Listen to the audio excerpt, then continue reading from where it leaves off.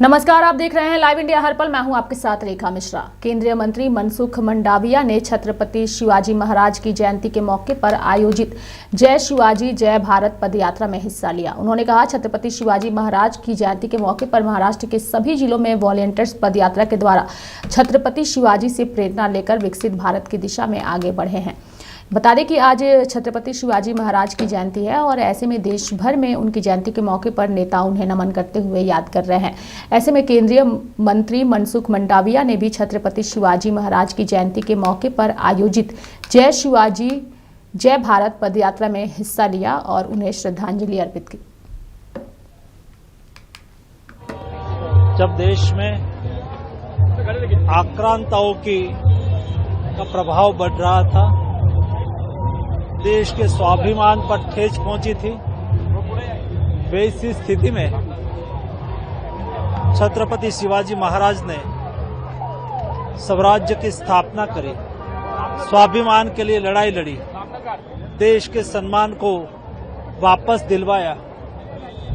वैसे छत्रपति शिवाजी महाराज की जयंती के अवसर पर महाराष्ट्र के सभी जिले में हजारों की संख्या में माय भारत के वॉलंटियर पदयात्रा के द्वारा छत्रपति शिवाजी के जीवन से प्रेरणा लेके विकसित भारत के संकल्प को साकार करने की दिशा में आगे बढ़े हैं। मुझे आज खुशी है, आज मेरे देश के युवा छत्रपति शिवाजी को में से प्रेरणा लेके विकसित भारत का संकल्प साकार करने की दिशा में आगे बढ़ रहा है। ममता बनर्जी ने महाकुंभ को लेकर के कल एक विवादास्पद बयान दिया था, जिसके बाद इस बयान पर राजनीति चरम पर देखने को मिल रही है।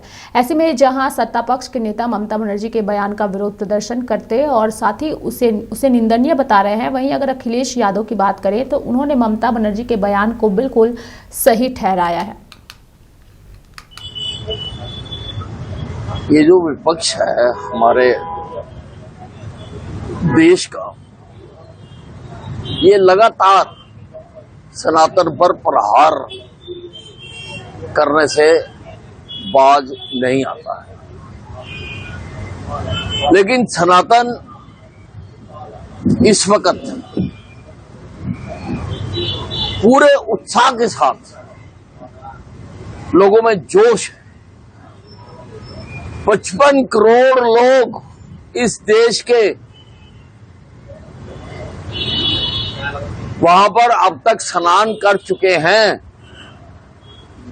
2.5 पाकिस्तान बनते हैं, 2.5 पाकिस्तान की 20 करोड़ है पॉपुलेशन, 55 करोड़ लोग।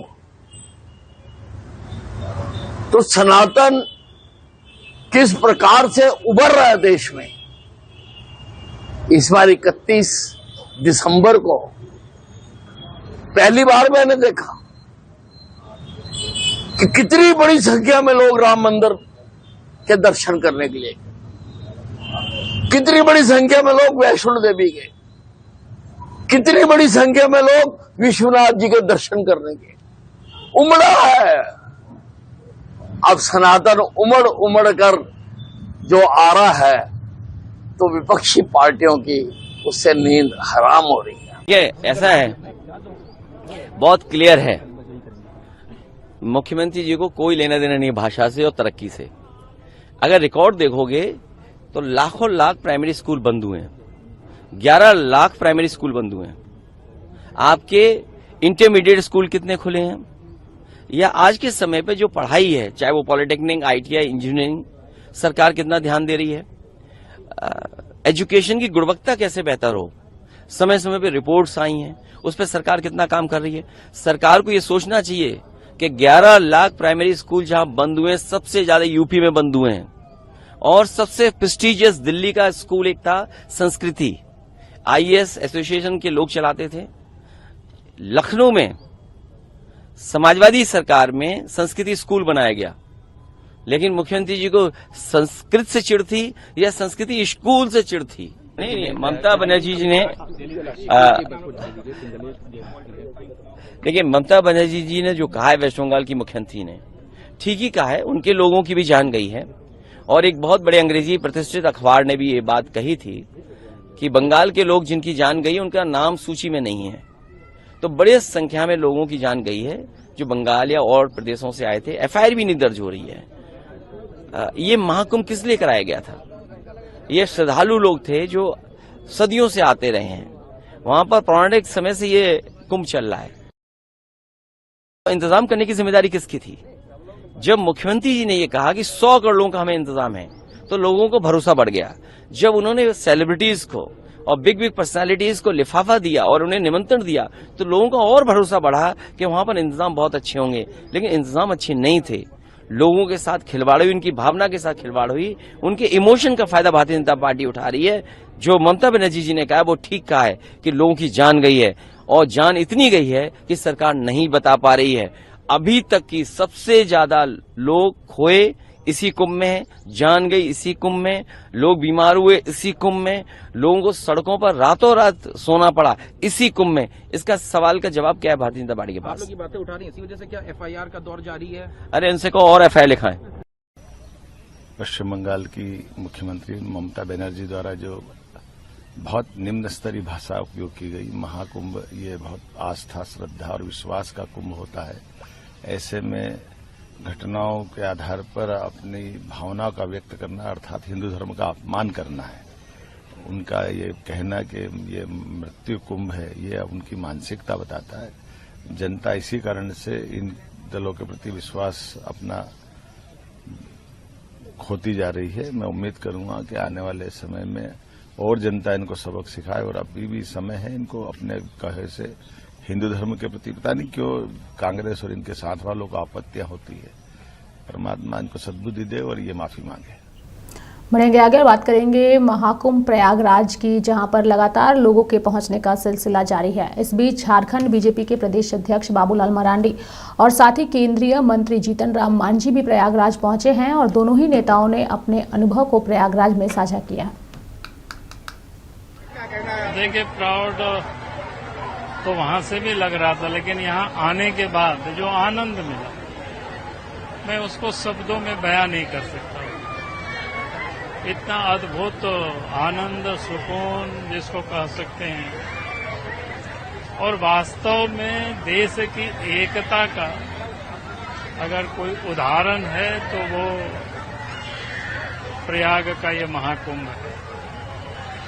यहाँ आप देख रहे हैं, कोई किसी से, किस जाति से है, किस वर्ग से है, कहाँ से है, क्या भाषा बोलते हैं, लेकिन सब एक स्वर में कि हम सब सनातन हैं।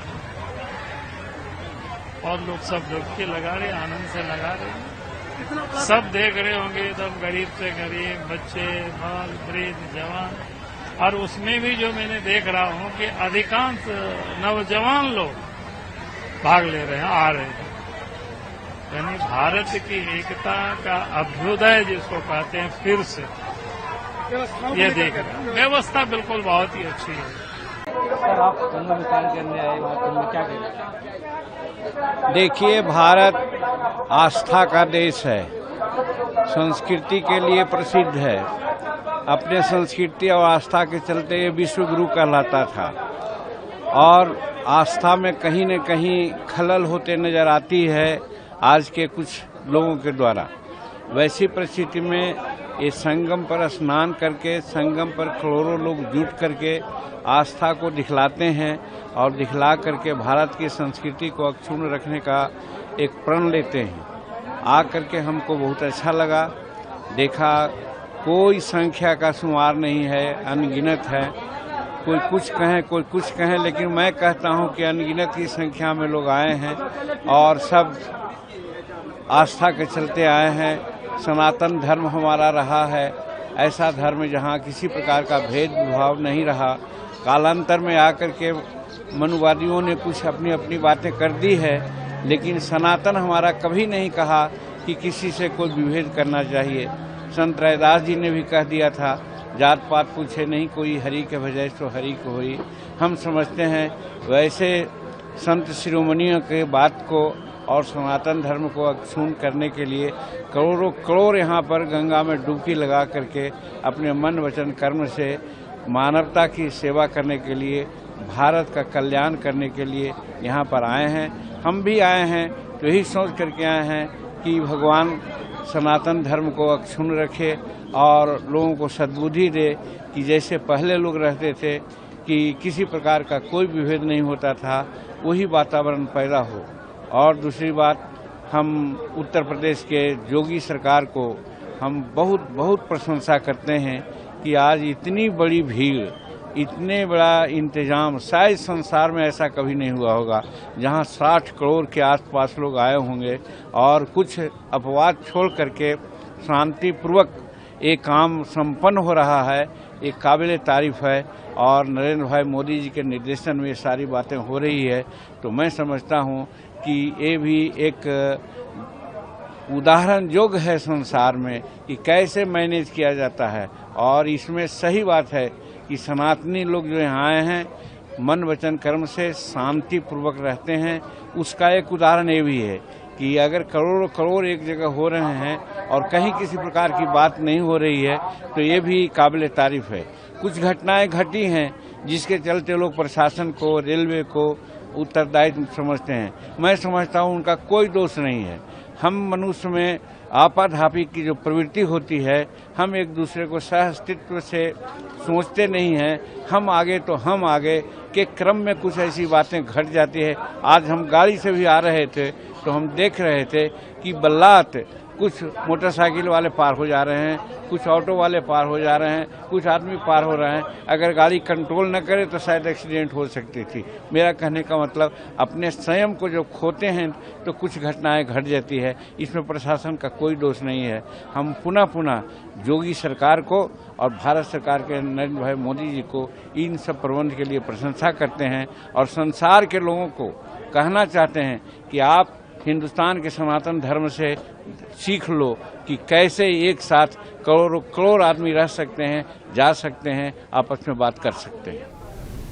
बढ़ेंगे आगे और बात करेंगे कांग्रेस के राष्ट्रीय अध्यक्ष मल्लिकार्जुन खड़गे की, जिन्होंने एआईसीसी मुख्यालय में पार्टी के सभी महासचिव और राज्य प्रभारियों की बैठक की अध्यक्षता की। बैठक में लोकसभा के नेता राहुल गांधी और साथ ही अन्य लोग भी शामिल हुए। बता दें कि कांग्रेस के राष्ट्रीय अध्यक्ष मल्लिकार्जुन खड़गे और कांग्रेस नेता राहुल गांधी ने कांग्रेस महासचिव और राज्य प्रभारियों के साथ यह बैठक की और उन्हें कई दिशा निर्देश भी दिए।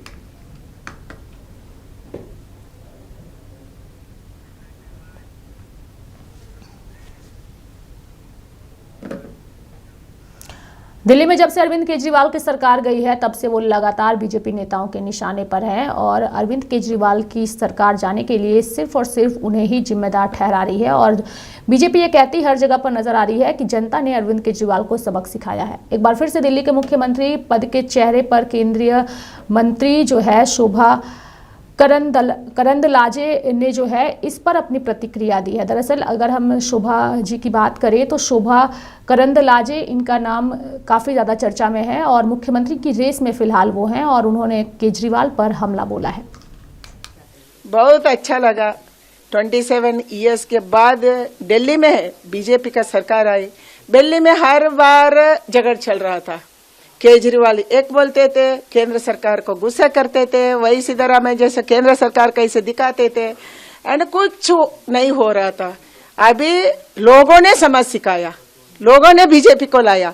अभी डबल एजेंट सरकार मिलके दिल्ली को अच्छा करेंगे, क्योंकि दिल्ली को केवल भारतीय लोग नहीं, बाहर देश से भी लोग आते हैं, फॉरेनर्स आते हैं, बहुत सारे लीडर्स आते हैं, दिल्ली को देखते हैं। इसीलिए दिल्ली हमारा एक पावर सेंटर है, दिल्ली हमारा केंद्र है, इसको हम अच्छा करना चाहिए। एक कैपिटल को हम पूरा वर्ल्ड में एक विकास का रास्ते में दिखाने के लिए, शोकेस करने के लिए दिल्ली हमको चाहिए। इसीलिए बहुत अच्छा लगा।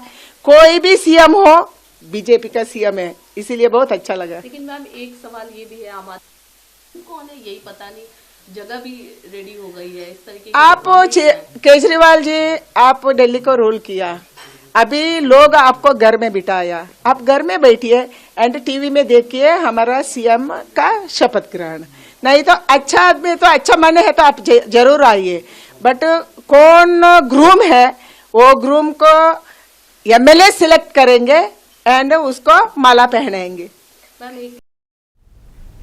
रुक करेंगे अगली खबर की ओर और बात करेंगे राजस्थान के मुख्यमंत्री भजनलाल शर्मा की। दरअसल राजस्थान की भजनलाल सरकार की ओर से आज दूसरे कार्यकाल का बजट पेश किया गया। राज्य की वित्त मंत्री दिया कुमारी विधानसभा में उन्होंने जो है वो आज कई घोषणाएं की। प्रदेश के सभी वर्गों को साधने के लिए कई योजनाओं का उन्होंने ऐलान किया। सरकार की ओर से फ्री बिजली योजना में अब 150 यूनिट तक करने का प्रावधान किया गया है। वित्त मंत्री ने इस साल के बजट में बड़ी घोषणाएं करते हुए लगभग 1.5 लाख सरकारी नौकरियों के साथ आम जनता को राहत देने वाले कई फैसलों का ऐलान किया है।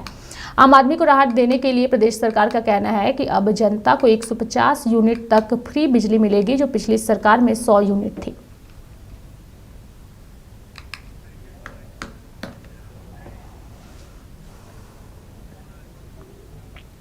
बढ़ेंगे आगे और बात करेंगे अखिलेश यादव की। दरअसल लोकसभा का चुनाव हो, विधानसभा का चुनाव हो या फिर उपचुनाव हो, अक्सर ही चुनाव आयोग जो है वो विपक्ष के निशाने पर आता है। विपक्ष के निशाने पर एक बार फिर से जो है वो इलेक्शन कमीशन आया है और इस बार अखिलेश यादव ने सवाल किया है कि क्या ईसीआई को नहीं पता था कि वोट रोका जा रहा है, और उन्होंने किस तरीके से एक बार फिर से चुनाव आयोग को निशाने पर लिया है वो हम आपको सुनाते हैं। देखिए, इससे ज्यादा महत्वपूर्ण आप सोचिए, कॉन्स्टिट्यूशनल जो पोजीशंस पे जो लोग बैठे हैं, देख लो इलेक्शन कमीशन में, देख लो। आपको याद होगा हर चुनाव में समाजवादी पार्टी ने शिकायत की। एक तस्वीर वीडियो आपके पास भी है, सभी न्यूज चैनलों ने ज्यादातर उससे स्टोरी की। क्या इलेक्शन कमीशन को नहीं पता था कि वोट रोका जा रहा है उत्तर प्रदेश में? चाहे वो मिल्कीपुर रहा हो, चाहे आपका मीरापुर रहा हो, चाहे कुंदरकी रहा हो, या पिछला इलेक्शन जो हुआ था बाई इलेक्शन, तो कौन नहीं जानता। तो इलेक्शन कमीशन क्या कर रहा था? सोचिए, महिलाएं जो खड़ी हो गई सामने आकर के रिवॉल्वर के, क्या उन पुलिस अधिकारी पे कोई कार्रवाई हुई? इलेक्शन कमीशन ये नहीं देख रहा था मिल्कीपुर में कि एक ही जाति के लोग पोस्ट हो रहे थे? हालांकि आप लोगों के सामने बोलना गलत है, लेकिन फिर भी बोलना चाहिए कि सच नहीं बोलोगे तो कब बोलोगे? आप भी नहीं चला सकते हो कि किन अधिकारियों को पोस्ट किया था, किस जात के अधिकारियों को पोस्ट किया था, और प्रिसाइडिंग ऑफिसर किस जाति के थे। प्रिसाइडिंग ऑफिसरों की पूरी वो रिकॉर्डिंग आ गई। उस रिकॉर्डिंग में कह रहे हैं कि हम टारगेट पे चल रहे हैं, टारगेट पूरा कर रहे हैं।